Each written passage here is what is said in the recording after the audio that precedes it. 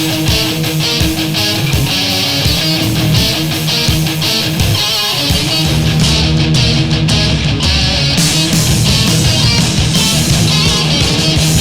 are now watching Music the Lifeblood's Conversations from the Pit. Ladies and gentlemen, you have tuned yourself into another episode of Music the Lifeblood's Conversations from the Pit. I am your very humble host, Dustin. Join with me, as always, Music the Lifeblood's own third man in the field, Mr. John Carter. Carter, how are things? Things are good, man. How are you doing? We've had an interesting pre-show discussion tonight. Mm-hmm. As always. The perils of music collecting, right? Yep. Okay, so I got a good place for us to start. Okay. Because this has never came up on Conversations from the Pit before. Okay. Are you ready? Yes. I don't think I have much of a choice. Oh, there we are. I like this one. All right. So, Ronnie or Ozzy? Rozzy.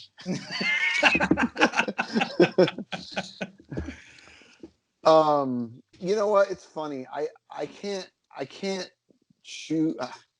I can't choose one side like completely over the other because there's parts of the Ozzy era that are fucking just like monumental to me, but there's some fucking complete garbage that came out from the Ozzy era, and then Dio fucking just re-energized that band, and then I think that like fizzled out on some things that I thought would actually be a lot better than they ended up being. So it's weird, man. It's a real weird roller coaster with me with Sabbath, because those two albums, actually, the first Dio Sabbath album I ever heard and owned was Mob Rule. I still have my my vinyl copy of that from 100 years ago, and it's fucking awesome. And then but I mean, it's just kind of like Tony Iommi.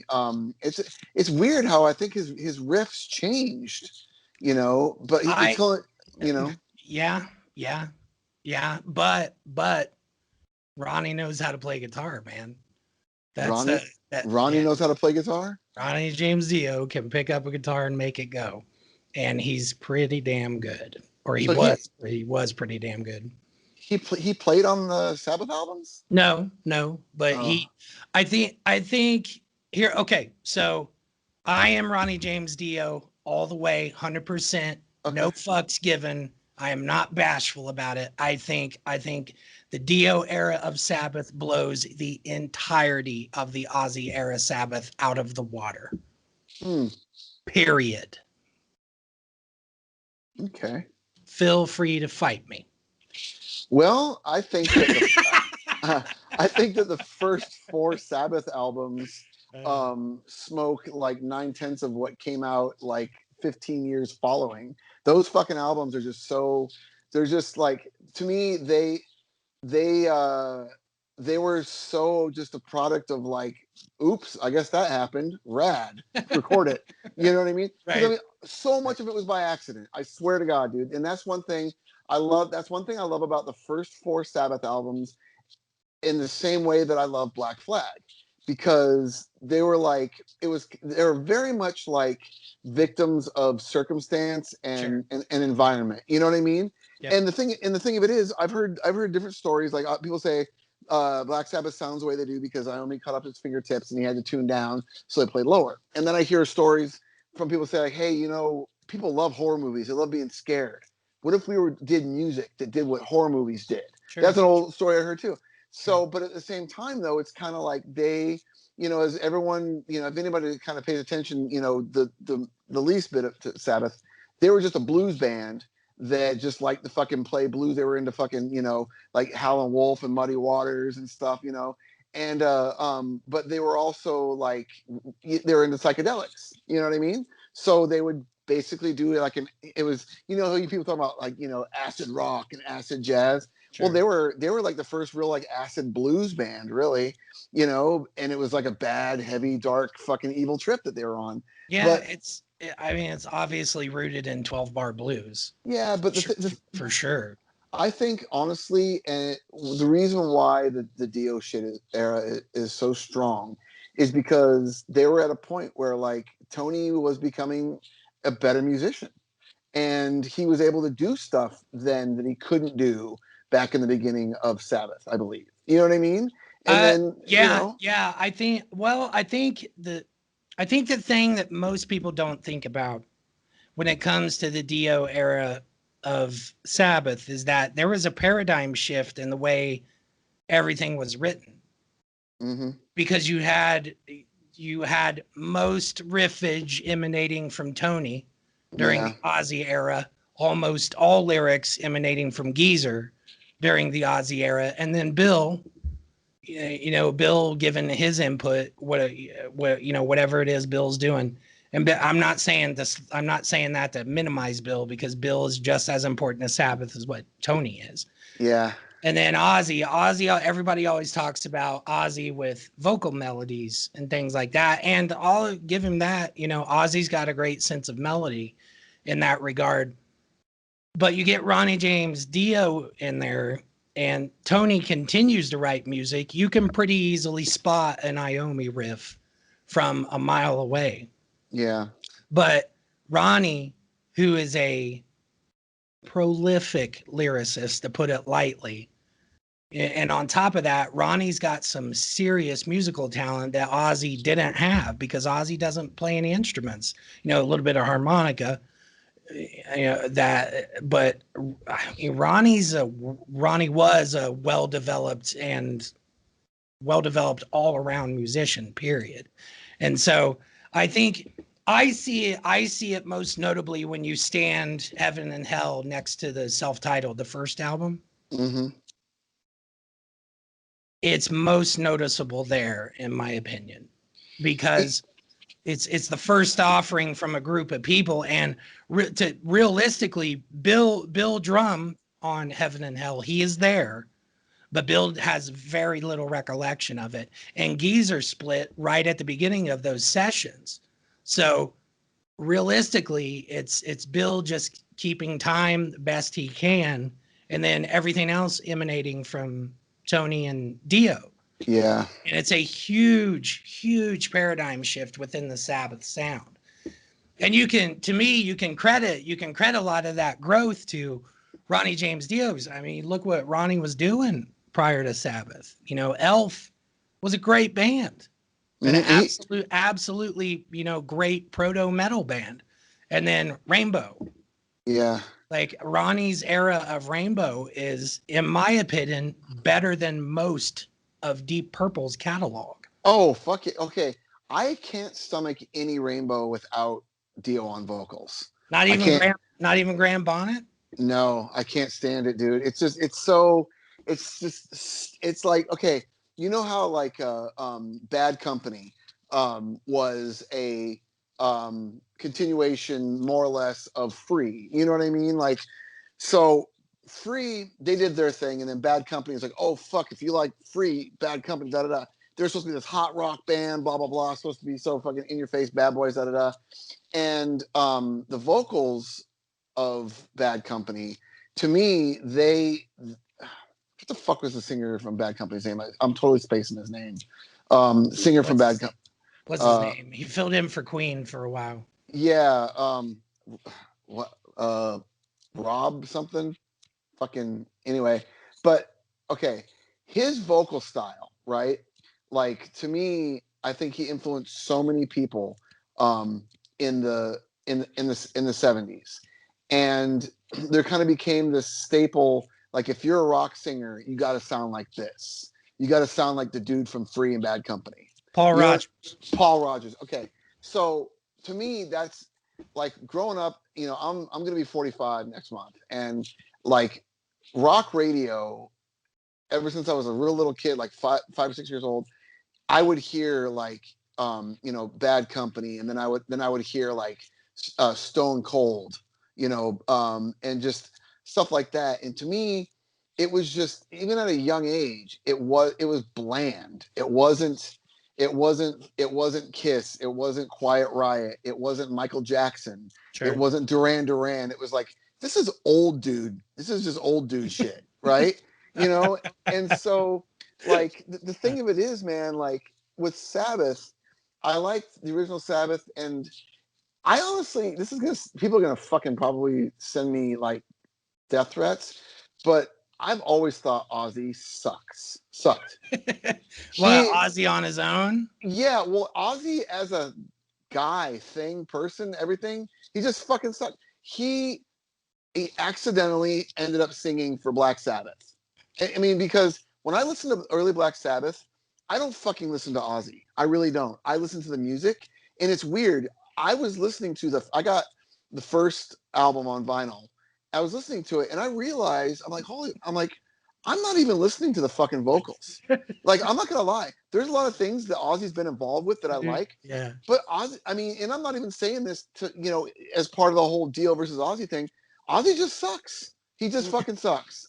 He's had Randy Rhoads, Zach Wilde, Jake Healy, all these people always propping him up. When he was in Black Sabbath, he had those guys propping him up. Him and Bill Ward were best friends. If it wasn't for fucking Bill, I don't think Ozzy would have shown up to 9/10 of the fucking practices.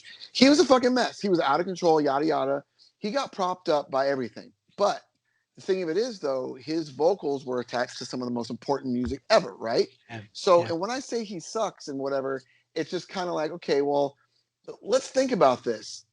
Other than sounding like he's got a bunch of fucking phlegm in the back of his throat from drinking too much milk as he fucking tries to belt out these harmonies, I mean, there's nothing really unique or really important to his vocal style. Really, it's just kind of like if he didn't have the people that he's playing with, he wouldn't be shit. You take Dio fucking upped the game for Black Sabbath, and I know it's a stupid fucking way to compare it, but I'm just kind of saying what Dio brought to Sabbath, Ozzy could never ever fucking bring to Sabbath. Ozzy was part of the team. They were a fucking like a unit. They did their thing, right?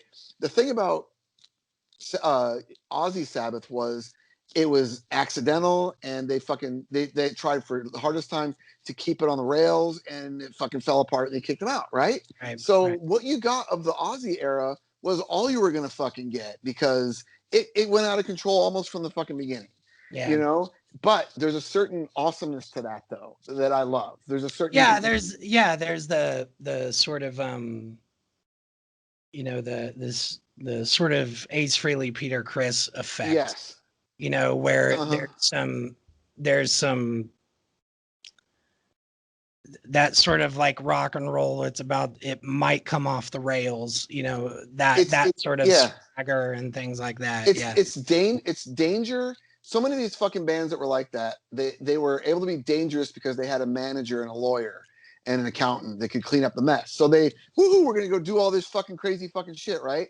And then but the thing of it is, that's one thing I do love about early Sabbath. That there's a very punk rock, crazy element to what they were doing. Sure. Because if you think about it, nobody else was doing what they were doing because they didn't know what the fuck they were doing.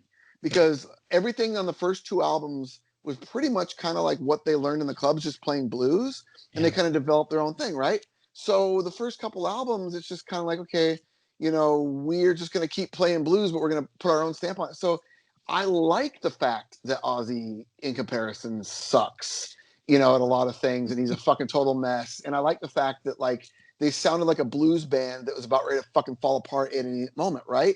For me, I don't want to interrupt you, but no, you're good. For me, I think I don't know that I would say that Ozzy sucks. I don't know that I would say that, but I'm a Kiss fan. So, and I've also been in bands myself. I'm long since retired, but I've been around people that are extremely difficult to deal with. Yes. Especially in a creative capacity. And then can't imagine what it's like to deal with those kind of people once that creative capacity rolls over into a business and a professional capacity. So I would say, I don't know that I would say that Ozzy sucks. For me, I wouldn't say that. I would say I could understand why people would be endlessly frustrated with dealing with Ozzy. 100%. But I really like some of the quote unquote Ozzy stuff, his solo quote unquote solo stuff. Because it's not really solo, is it? No. See, That's okay. that's the thing that bums me out, because when you do talk about Ozzy Osbourne, a lot of us always end up going, well, he and Sharon have kind of screwed some people over. Oh you yeah. know? And it makes it hard. It makes it hard to as both of you and I are black metal fans, and both you and I are sketchy black metal fans. All day. and when you're a fan of a lot of the black metal that you and I like, sometimes you got to go, well, the things that guy said is dumb. Yep. but I sure do like this album. Yeah. 100%. You have to be able to separate art from artist, but that's the frustrating thing that always bothers me. And I sometimes wonder if it has some sort of like it's almost like has an echo effect into my music fandom, to where I go, yeah, Black Sabbath is cool, but fucking Heaven and Hell though, that sort of thing, because I go, well, when it comes to what Ozzy would go on to do after the fact. And that really bums me out, because you got guys like Jake E. Lee, who is out there still just slugging away, at a quote unquote solo band. And to me, Ultimate Sin and Bark at the Moon are the two best Ozzy albums ever released. Diary of the Madman, in hindsight, like, you hear the songs that are on the radio and stuff like that, but you listen to the album as a whole, there's some real kind of like disjointed like songwriting and sequencing on that album, and like it's just rough. And even to an extent, Bark at the Moon, and some of those albums, they have their standout songs that, like, okay, well, there's like 3 songs that are complete garbage, but the rest are all bangers. And that's the thing that I think, with us growing up in the 80s and the 90s, we were sort of forced to kind of just deal with that with some things. Because think about it, like almost every album, from about the mid 70s to fucking mid 2000s, every metal band or heavy band that wasn't like an extreme music had to have a ballad. You know what I mean? Just for an example, their albums, they would have to have their slow song or their acoustic song on it. You know what I'm saying? And they were always sequenced, whereas kind of like the third track on the album would be their single. Certain rules that bands kind of like had to follow, and then it became the standard, and then it became something that just people just force themselves to follow. And then after a while, they don't follow it anymore. It's like, okay, well, we're not going to just do that anymore, because like with Pantera, like they had This Love and Cemetery Gates, and then after that, they didn't have any fucking songs like that. You know what I mean? So it's just, you see it kind of evolve. And so like with a band like Black Sabbath, getting back to what I was saying about like Ozzy quote unquote sucks. The thing of it is the thing that I love, and a lot of people love about that early era Black Sabbath and the Ozzy Black Sabbath, is it's fucking like, it's so interesting, because you can catch the vibe of how out of control it is when you listen to them and you see them live. I mean, I've seen footage from like 1973 where the whole band is wearing like the brightest colors possible. Ozzy's got the tassels on the jacket, gold boots. Iommi's hair is short with a mustache. They just fucking don't look like Black Sabbath at all. But on stage, they are rocking their cocaine balls off like hard, and they're so good. They're so fucking good, and like, right, because they're at their peak, right? Like I think of the Sabbath Bloody Sabbath tour is when they were really kind of like, when they looked like that. They weren't like wearing like dark brown hippie clothes and shit like that. They were straight up like a lot of white and gold and I mean, given the era, especially in the UK, Slade and absolutely and Bowie were sort of dictating the visuals.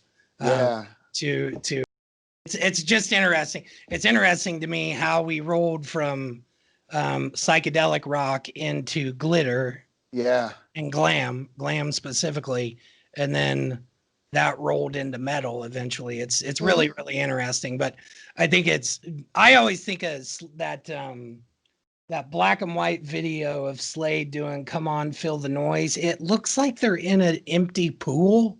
Yeah. Like I don't know, but like it's it's just barely a music video. You know what I mean? Mm-hmm. It's just barely. It's just four drunk dudes like miming a song, and then at one point they turn around and shake their butts. Like it's more like your drunk uncle and his friends.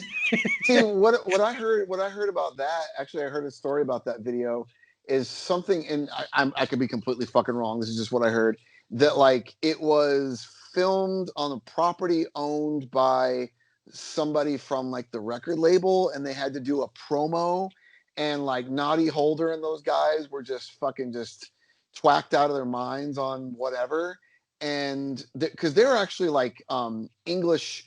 If they didn't have the fucking like the bowl cut bangs and shit like that, like, they were basically skinheads. They were like soccer hooligan guys. Sure. They were fucking like tough ass fucking English dudes.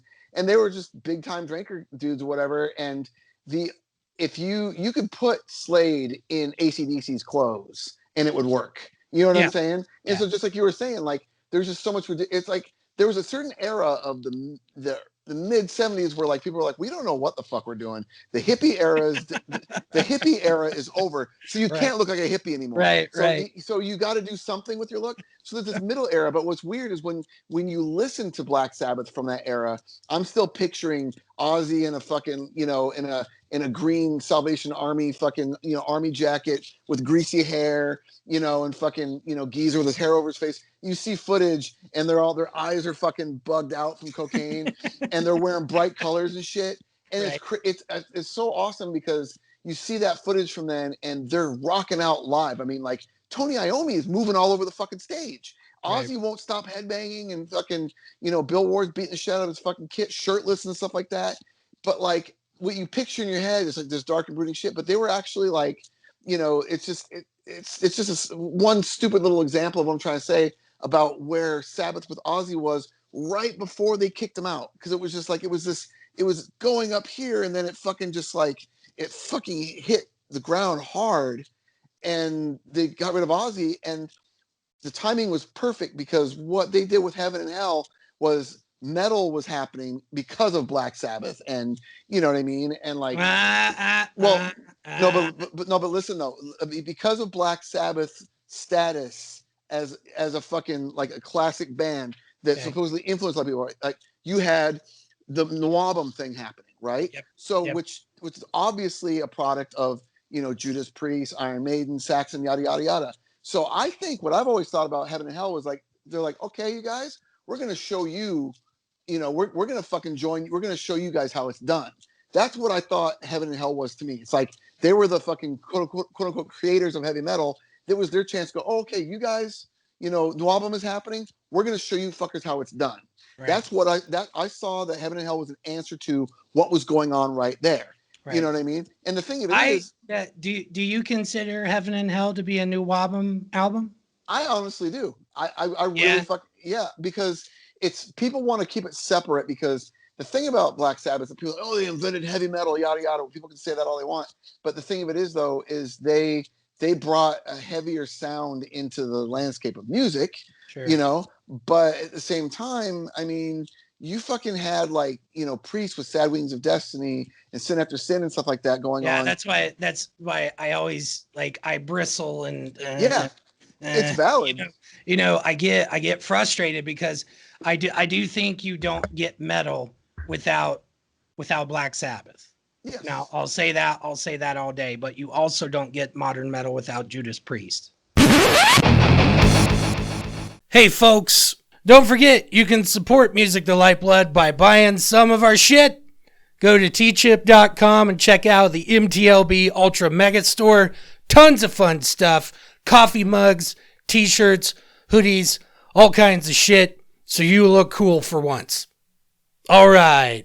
Fucking merch. Sabbath was heavy, but Priest was metal. Mm-hmm. And, it's interesting because I consider Priest and Sabbath to be peers. Yeah. I think a lot of people always think that Priest came a generation after Sabbath, and I don't see it that way. What was Rock-a-Rolla was 72? 70, 71? 73, 72. Yeah. I think. And wasn't the first Black Sabbath album was 1970, wasn't it? 69, I think. Oh wow, okay. I thought it was 1970 when that came out. I'll check. I'll do a quick fact check. We generally don't do fact checks when it comes to music to Lifeblood. Because we don't care about facts, that's why. We just say a bunch of shit. Fuck it. Yeah. 74. So released summer, fall of 70. And then I think the first Sabbath album was 69, I believe. Damn, okay. I mean that makes sense. But I mean, Priest was doing their shit before Halford joined though. I could be super wrong though. Yeah. But you know what? First album is 70. So we got a 4-year difference there. But even with that said, Priest had been stewing and brewing in Birmingham for long before that. Yeah. Had been around working, doing the hustle, that sort of thing. So that's why I consider them to be peers. Mm-hmm. Now, granted, 4-year difference between release of first albums, but I think they're peers. I really do. Like just the same as I think Def Leppard and Iron Maiden are peers. Yeah. I completely stand behind that one. I mean, there's without question. I mean, my thing, not to get on a subject about on the topic of Def Leppard, but like the first 3 Def Leppard albums are just like unfuckwithable, dude. Absolutely. Yeah. God damn it. I love those records. They're so fucking perfect. I just listened to High and Dry in its entirety today. Dude, yeah, and it's funny because like actually a few months ago I finally got On Through the Night on vinyl. And I've never which version did you get? Did you get that re-release, the colored version? No, I got the fucking it's probably first or second press. It's a OG. Okay. Right on. And what was funny is the guy actually had an EP with Rock Brigade and Hello America on it for sale there too. There's this EP that they put out before it came out. Yeah. If it's fucking still there, I'll try to snatch it up, dude. But I've never seen it. It's got like it was like a promo, like a 4-song promo EP that they did. 12-inch. Yeah, 12-inch. And the only reason why I couldn't buy it is because it was in a new box of records that he hadn't checked in yet. But he let me look. Yeah. So it's just like fuck. I don't even know if it's still there or not. But I've never seen it before. And I know that I know you're a fan of that era. So. I'm a big fan of that era. Sidebar. Huge fan of that era. Yeah, I thought it was funny today because you and I don't prep for episodes. Yeah, which is great. We just go. And I thought today I usually pick a starting point. That's what I always do. Today it was Ozzy or Dio. Seems like we're both going with Dio, right? I mean, yeah. By the way. Yeah. But yeah. Anyway, we don't do prep for the show, and I think of the first thing, and then that's what we go from. We go from there. And I thought today I was leaning towards a Def Leppard starting point for a little while today, and I had thought because I was just thinking about Mutt Lange and all the stuff that he did with Def Leppard and how involved he was there for a little while, and just Pyromania rolling into Hysteria and just Hysteria rolling into Adrenalize, and just the sort of the takeover by Phil Collen, which was Phil Collen deserves all the respect in the world, in my opinion. The dude is like untouchable You know, as far as he's one of those guys like George Lynch or Warren DeMartini. You know, he's one of those guys where like you don't play better. You know, it's just not going to happen. Yeah. And the it's just funny because we were talking about Sabbath and Priest because of the Birmingham scene, and then there was Def Leppard in Sheffield, and it was different. It's still lower middle class, you know, working area the way that Birmingham was, but it was just strange how when Mutt Lange got involved, and I think there was, I honest to God think there was a little bit of frustration with their terrestrial fan base because of the new wave of British heavy metal, that they did not embrace that the way that Iron Maiden did, or Saxon, or Angel Witch, or whatever band. They just did not embrace it the same way, and they really, really went for North America. Yeah. You know, they had even put Hello America on their first album, you know what I mean? Yeah. So they came out of the gate sort of swinging in that regard. And I always thought it was interesting because I still wonder, you know, what kind of a presence did they have as they were peaking in the UK? When they were peaking elsewhere around the world, what was it like for them in the UK? You know, was there still that little bit of frustration for the hardcore Maiden fans? And, you know, because they so much deviated from the sort of original sound of On Through the Night and High and Dry. And even by Pyromania, it's Mutt Lange is off to the races, you know. By that point, Mutt Lange is listening to the fucking Human League and Depeche Mode, and he's into that syncopated, you know, drum thing that, you know, wound up on Pyromania. Rick's not playing those drums on Pyromania. Those are drum machines and programmed.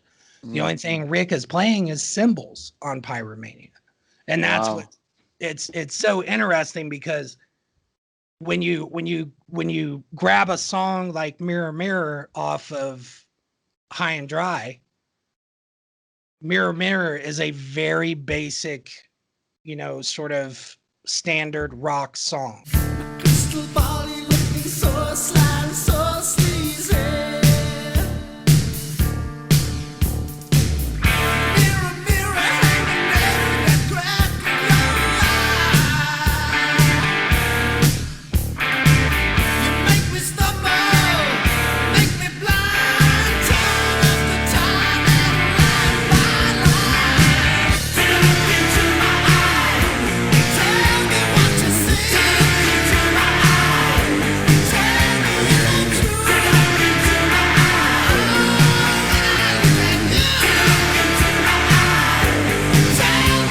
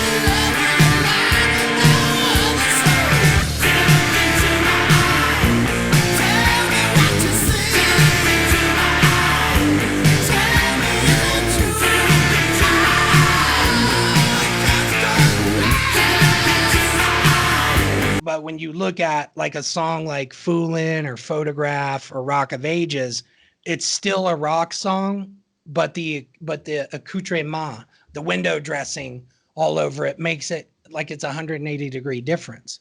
Mm-hmm. You know, there is no chance in hell that Mutt Lange on High and Dry would have been able to convince Joe Elliott to okay a synthesizer on High and Dry. Yeah. There's no fucking way it would have happened. So it always makes me, when it comes to Def Leppard, that's the thing I think about the most, that where did that switch happen? And I think because Pete Willis is all over Pyromania. His playing is on there. He's on Pyromania. Most of the solos are Steve Clark and Phil, because Phil joined the band as they were wrapping Pyromania up. So he only got on there to play solos, not much rhythm. So it makes me wonder, is it the introduction of Phil Collen, or is it Mutt sort of changing the direction he wanted to go in? Because Mutt was like, by the time they get to Hysteria, they had went through all the bullshit, you know, Rick losing his arm, and they had burnt through 2 producers. Jim Steinman had tried to produce that album for a minute, and then they got the engineer from High and Dry and On Through the Night, I believe. I can't remember that guy's name, but it makes me wonder, is it just Mutt? Is it just Phil? Is it the combination of Mutt and Phil? And I think that's what it is, because I think one of the hardest things to kind of wrap your head around, especially if you're a fan of the early Def Leppard catalog, is the disconnect between High and Dry and Hysteria. Yeah, I have Hysteria as well, and you're right. It's hard. Mm-hmm. It's hard to cross that bridge. Now, even by way of comparison, Killers versus Somewhere in Time, and it still works for Maiden. Mm-hmm. It still works because Sea of Madness, Wasted Years, Stranger in a Strange Land, Caught Somewhere in Time, just all the songs on there, they still retained what was uniquely Maiden on Somewhere in Time. Just the window dressing is different. So it always makes me wonder where the disconnect happened with Def Leppard and Def Leppard fans, because like Metallica, I think Metallica fans would have been okay with the Black Album if the next album wasn't Load. Yeah. Well, but you know, the same thing is that I think Def Leppard fans would have been okay with Hysteria if Adrenalize wasn't the next album. This is the thing I've always heard about Def Leppard that might sort of touch on what you're saying, that when Pyromania came out, MTV was a new media, you know what I mean? Yeah. And they got pushed, allegedly, I heard that they got pushed as, okay, you guys are the new, I don't want to say pretty boy, but kind of like the teen idol rock and roll band that we can play on MTV 4 or 5, fucking times every fucking 3 minutes. Because I remember, I mean, I'm old enough to where I remember when MTV came out and I saw the video for Rock of Ages and Photograph and, and all that, like many, many times a day. And I kind of think that maybe whoever was behind them, management wise or whatever, or the label, was like, you guys are in the perfect position to be the new face, the face of MTV, or whatever, I think, and if you look at the UK specifically, because Def Leppard popped in North America way bigger than what they did in the UK. And I think a lot of it had to do with some of the sort of baseline foundational fans that were still, kind of hooked into the new wave of British heavy metal, because it was still happening in the mid 80s. It didn't end during the early 80s. A lot of those bands kept going, and a lot of those bands were very, very prolific. Angel Witch didn't quite make it, but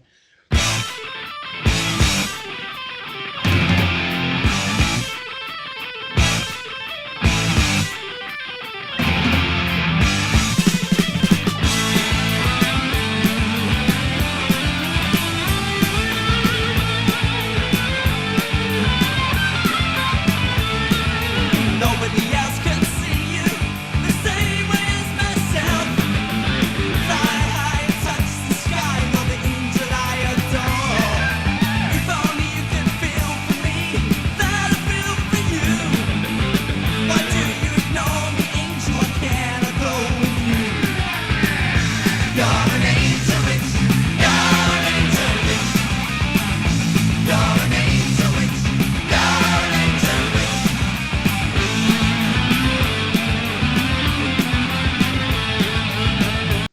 Iron Maiden, Motorhead.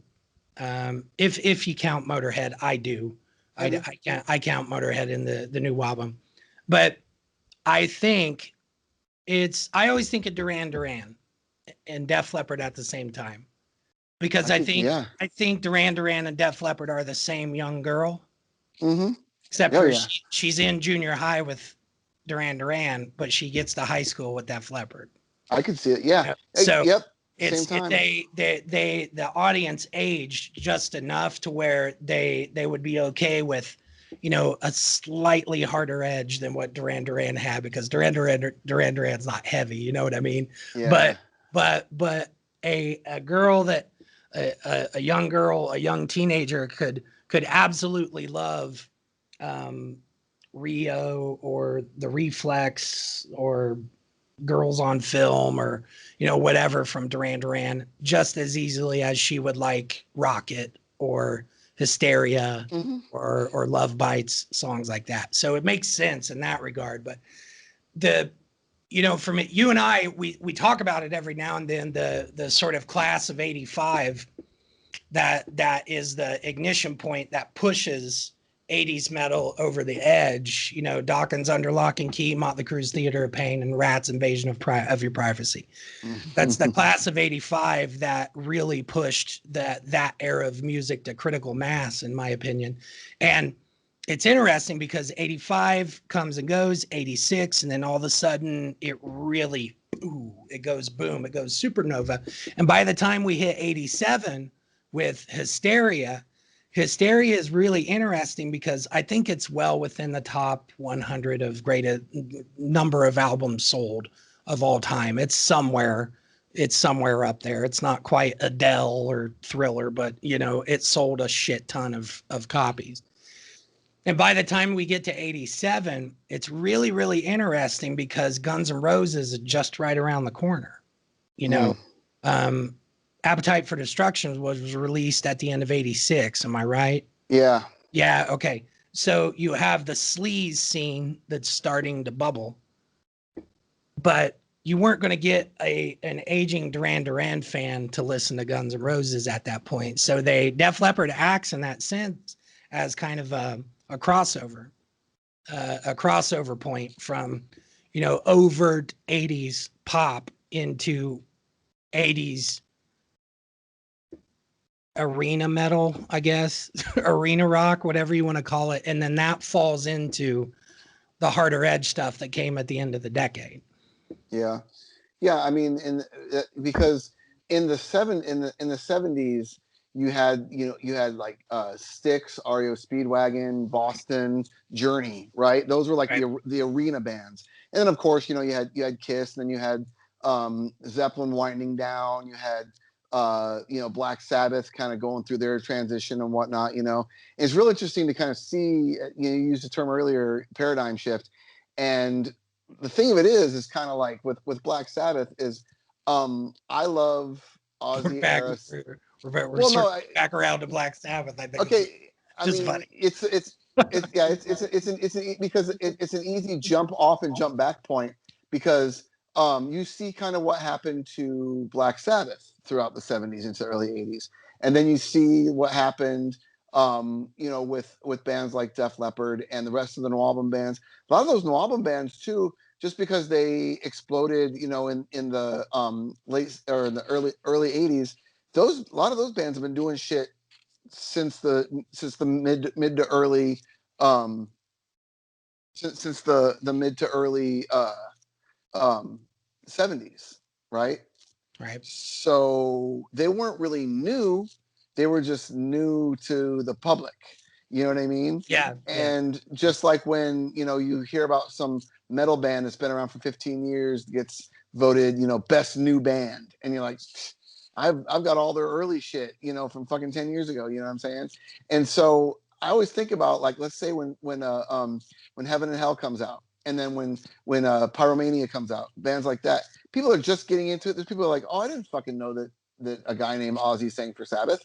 Yeah. Or I didn't know that fucking that Def Leppard used to sound more like AC/DC, And, well, that's right. Well, given it's funny because given the sort of the state of affairs when Ronnie was in the band, you know, some of what's in Spinal Tap is based on that era of Black Sabbath. I think Easy, that yeah. there was Heaven and Hell had a big pop for sure, but the tour, you know what I mean? Like Yeah. it was the touring for during that era of the band. It was rough sometimes. You know, Stonehenge specifically out of This Is Spinal Tap. That's a nod to Black Sabbath. Yeah. It's just funny to like you get like it's strange because like when you think, you know, when that version of Sabbath reconvened to do Dehumanizer in the 90s, they it fizzled out so damn quickly. Yeah. And I think it fizzled out because there came a point during the tour where Sabbath got booked on the same bill with Ozzy, but Ozzy was playing later. And Ronnie was like, I'm not opening up for Ozzy. I'm not doing that. And that's how the Dehumanizer era ended. And that's how you get that one night of Rob Halford being like, I'm going to sing for Sabbath, you know? Yeah.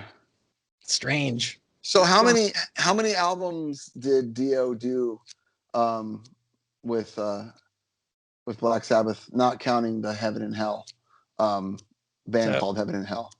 So Heaven and Hell, Mob Rules, and Live Evil, and then he came back for Dehumanizer. Okay.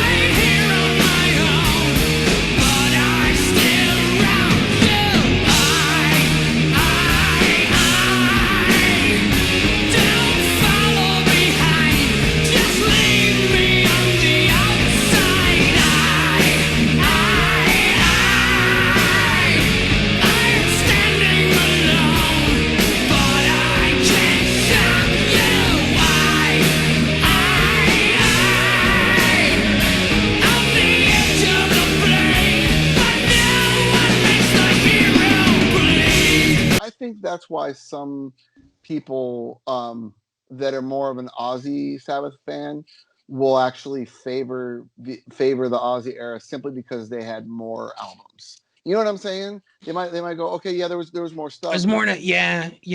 It's almost unevenly matched because it's less. It's just less content. But what there is, you know, like I said at the top of the show, like I'm not going to back off that. I'll double down on it. I think the Dio era is leaps and bounds better than the Ozzy era.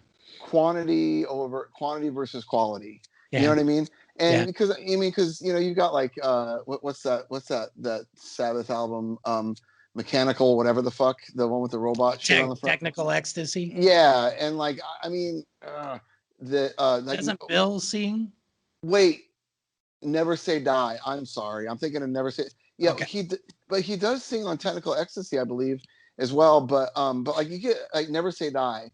People want to say that's such a great album. Well, no, what that is for a while it was a hidden gem in the catalog because for the longest time you couldn't find that album. I remember growing up in the 90s and stuff. You know, I remember going into fucking like Target or somewhere, going over to the tapes, and I'm like, what the fuck album is this? You know what I mean? And I'm just kind of like, Never Say Die. You know what I mean? What it, you know, and then, but people want to go ahead and go, okay, no, it's actually really awesome. But at the time, it was, you know, Technical Ecstasy and Never Say Die, those albums, you know, didn't stand up to the rest, you know?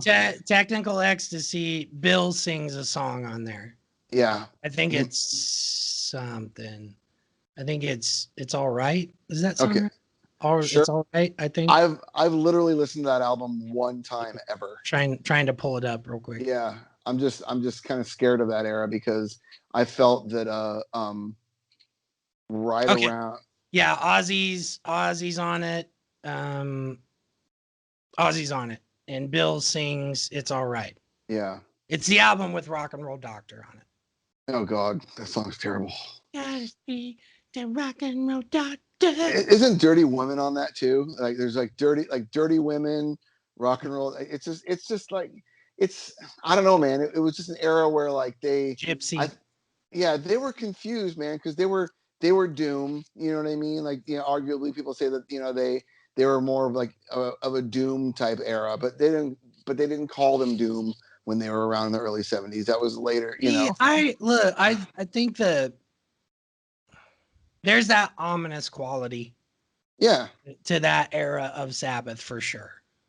For what is this that stands before me? Everybody always thinks of that, but look, I like in Sweet Leaf, I guess, and Fairies Wear Boots. Some of Fairies Wear Boots, but I almost think that era of Sabbath swings more than anything. And a lot of it has to do with Bill's right hand and what Geezer's, because Geezer will gallop sometimes, so it's a strange concoction, you know what I mean? But I think like we said earlier, Sabbath is heavy, Priest is metal. I don't think you get modern day metal without either of them. Yeah, true. I think they both equally contribute to the genesis of metal. But I just think I don't because they always get associated with doom and stoner and that kind of genre of stuff, because there's a lot of copycat bands that just sound like Black Sabbath. Mm-hmm. With Ozzy singing, especially in the doom and stoner genres. But I think I don't like it because at this point, I don't think we give that era of Sabbath enough credit overall.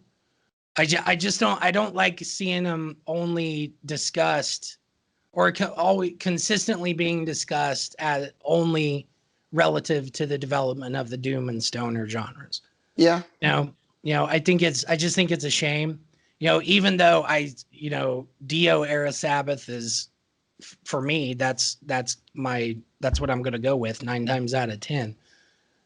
But even at the same time, as much as we do talk about Sabbath, it's almost like it's good that we're talking about Sabbath, but we don't talk about Sabbath in the right way. Yeah, that's a good point, because just like you said, they get like, someone talks about stoner and doom. Oh, yeah, Sabbath. Okay, well, that's great that you fucking whatever. You know where it may or may not have come from.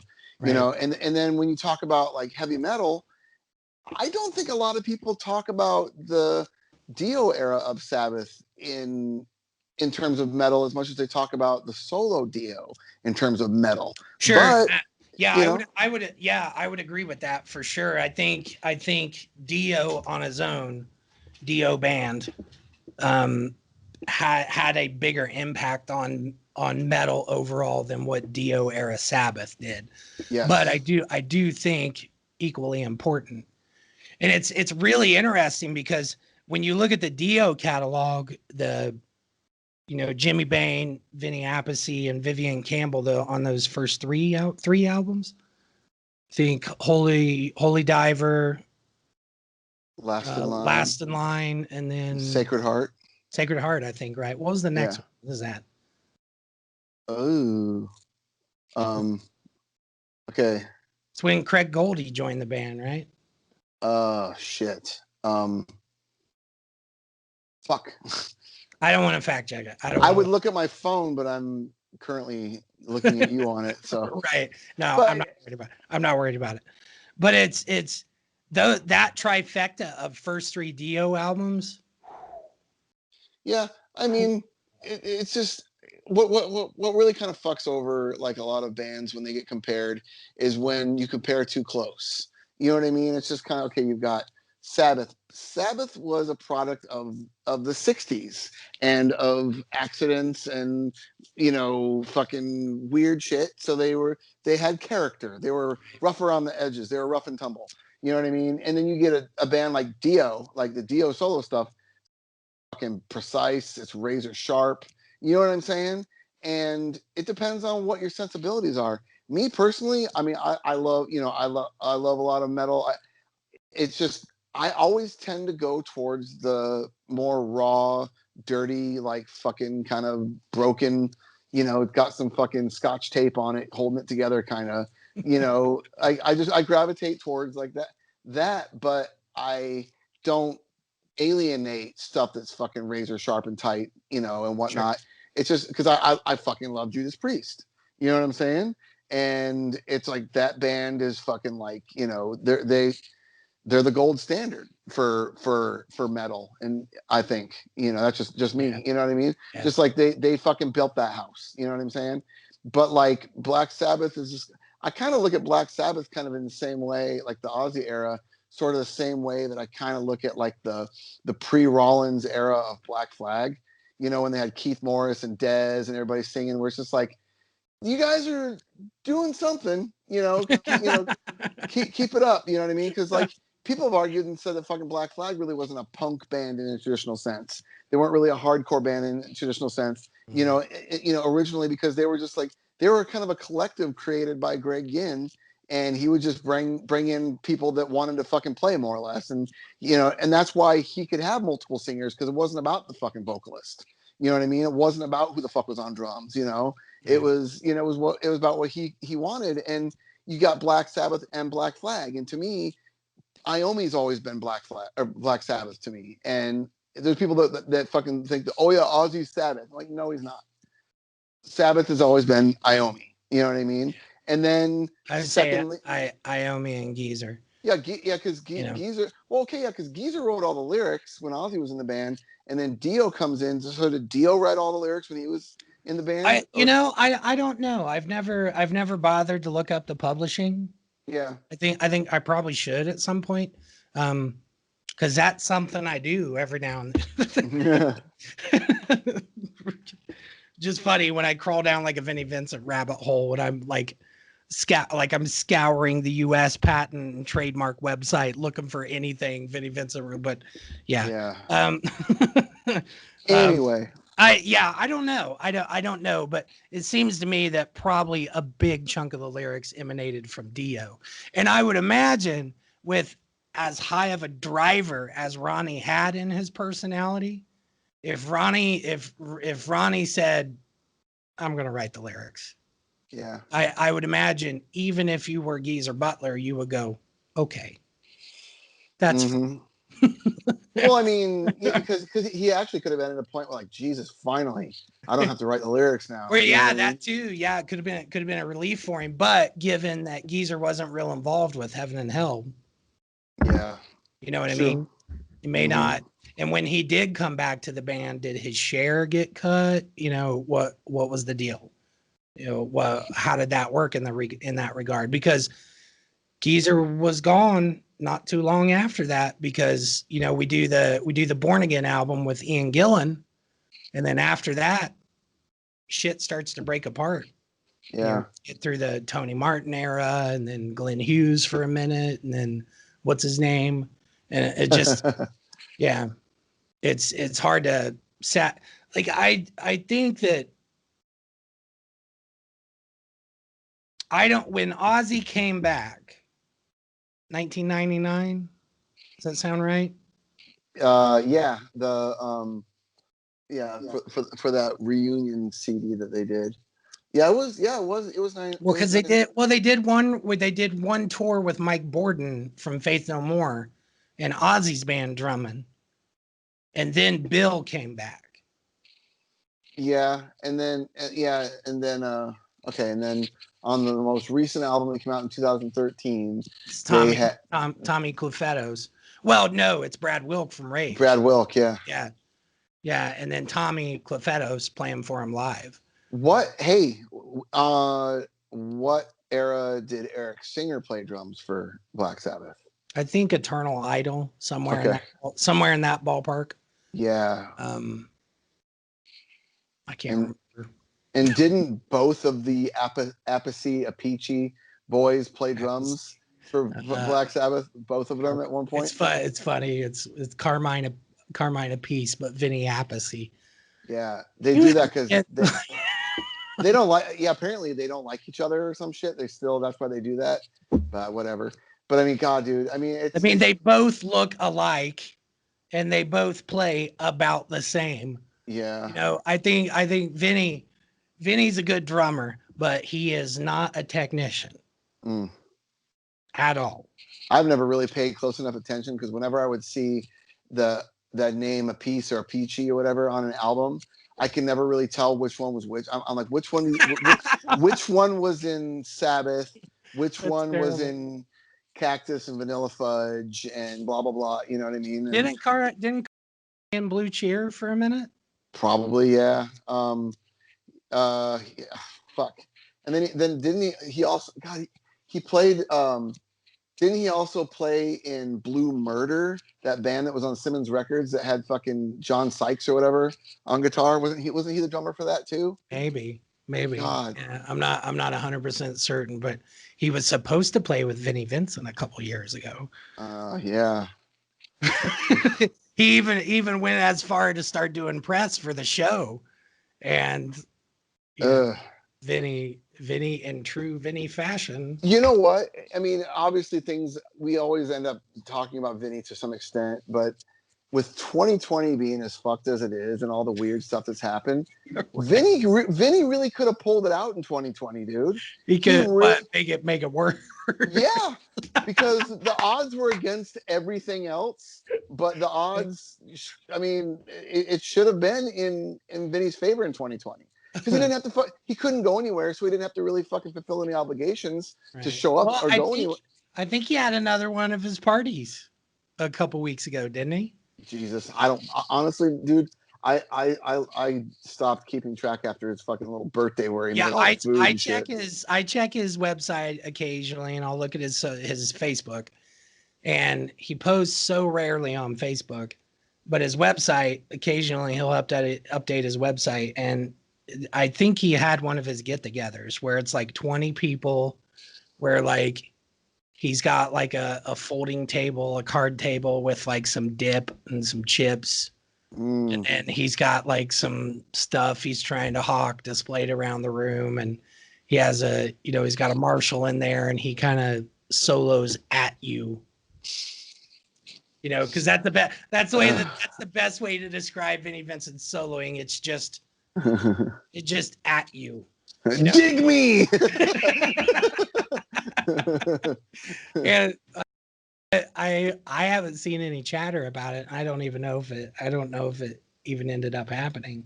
Are we accidentally segueing into the next episode being about Vinny? Oh God, man! Because we haven't done a fucking fucking eye roll, head shake, a deep dive episode. On Vinny. Yeah. I look, man. We've done a ton of stuff on Vinny on the Music the Lifeblood podcast, and you know, Jake's going to be out for a while. You know, life has taken over, that sort of thing. So, you know, I don't know if we'll do one again, but I just feel like it's always the same fucking thing with Vinnie Vincent. Every fucking time. It's wouldn't it be awesome if ... or he should do ... and then we go, he had a party with 20 people and it was $500 to go, and he made the hors d'oeuvres. Yeah. And it's and it's not like when you say party, because when you say like a rock star in a party, you're all like, oh shit, like strippers.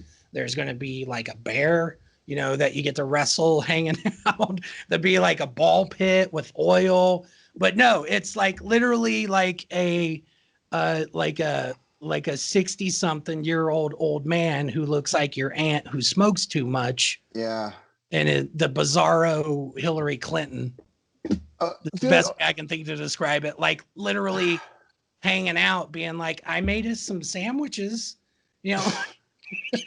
Do you have like that guy in your area that had like a not even a 15 minutes of fame, but like a dude in a band, like that was in like an Indianapolis area band or whatever, that his band's long gone, but you still see him walking around, popping up at shows, going to bars or whatever. Like a guy that was signed to a major label in the 80s or 90s or whatever, or there was in some kind of band that was hot shit for a minute, but then still kind of like just he's everywhere, every show or whatever. Like, do you guys have that guy, the dude that was in a big band or closely related to or involved in something that just holds on to that?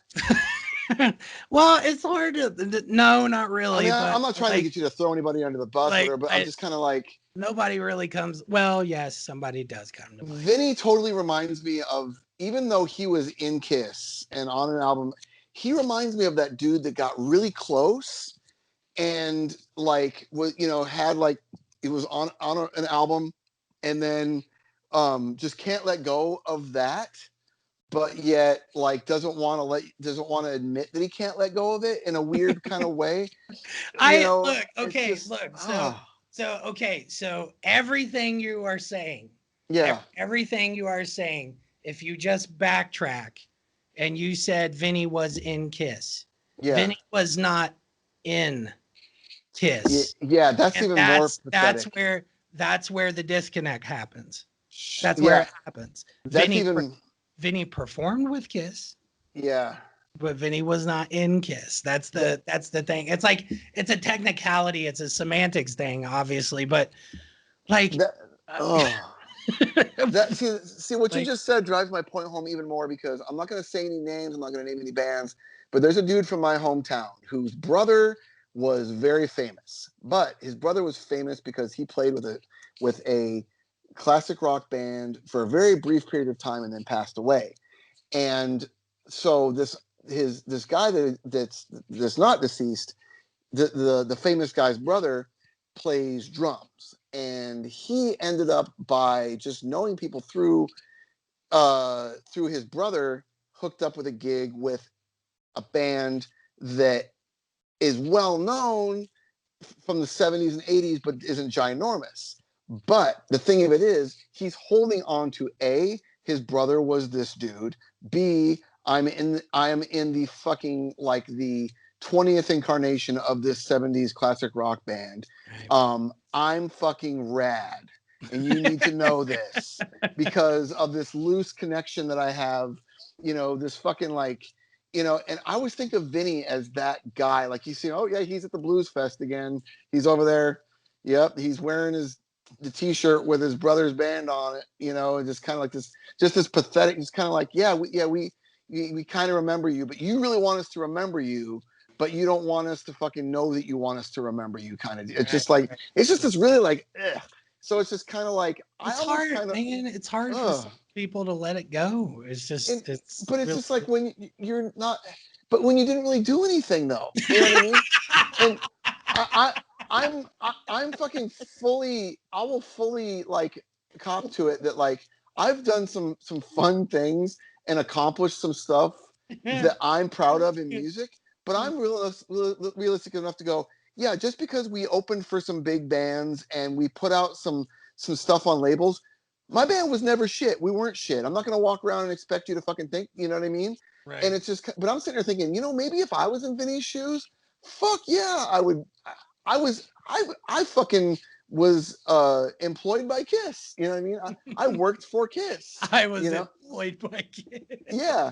Dude, there's a guy that I can say this now because he's passed away, and this is no disrespect to the dead, but a guy I know, he was relatively decent friends with Todd Youth, and he was talking to him about when he was in Danzig, and he goes, "Oh, you were in Danzig?" He goes, "You're never in Danzig. I worked for Danzig, and I love my job." You know what I mean? Right. So Vinny's whole situation is different, but it's just, but then. But just you get these people that hold on to like something when they didn't keep it going. You know what I'm saying? Like, yeah, you were on Lick It Up and whatever, and you did this whatever, and you were involved in the unmasking of, but you didn't really do anything to keep it going. You didn't do shit really. Yeah. And let's just fucking call this one of Carter's classic fucking circlebacks. You look at Ozzy. Ozzy didn't do shit. You know, Ozzy was a fucking amazing front man. He was crazy. He did his stuff or whatever, but like he was being propped up, and then he was being propped up by the people around him. Blah blah blah blah blah. They were trying to keep him from killing himself. That's what made fucking Ozzy era Black Sabbath so much fucking fun. To me, the craziness and what the fuck Vinny did and what Vinny brought to the band, and Paul Stanley telling him to fucking stop soloing live and shit like that. That's what I love about Vinny as well.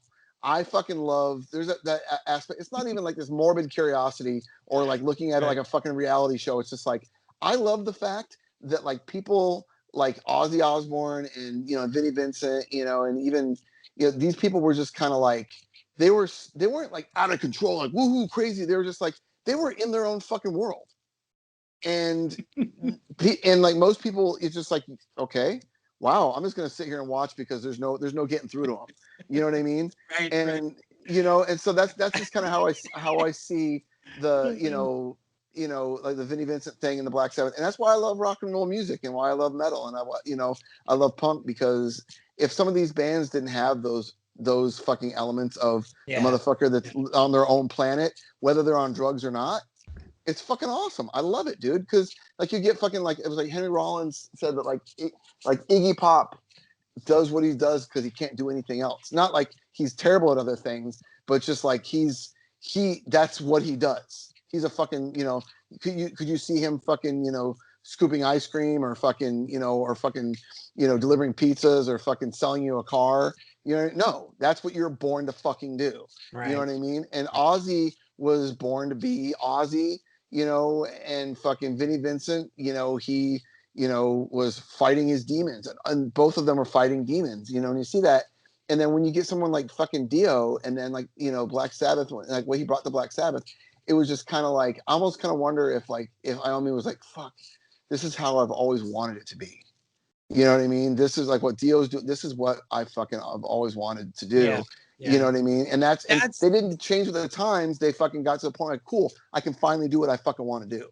Yeah. I think that tells you why Tommy Thayer has a job. Yeah. And Vinnie Vincent doesn't. You know what I mean? Yeah. I think, and Bruce Kulick too. That's why Bruce Kulick occupied that. There is something to be said for people in bands that show up, clock in on time, do the work faithfully, and don't cause a bunch of shit. Mm. And that's your Bruce Kulicks and Tommy Thayers of the world. Yeah. Those guys make being in the band easier. And if you've ever worked a job with someone that wasn't working as hard as you got irritated about it. Yeah. It's frustrating because you feel like I'm doing all the work and you're drunk. Yeah. See, yeah. And that's what you get, like, because I watched the 9 Lives of Ozzy recently and stuff, and he just like, man, he went through some shit, but most of it was self-inflicted. I mean, he's married, he's got 2 kids before he was with Sharon and stuff, and he wasn't a fucking attentive dad, and they got divorced.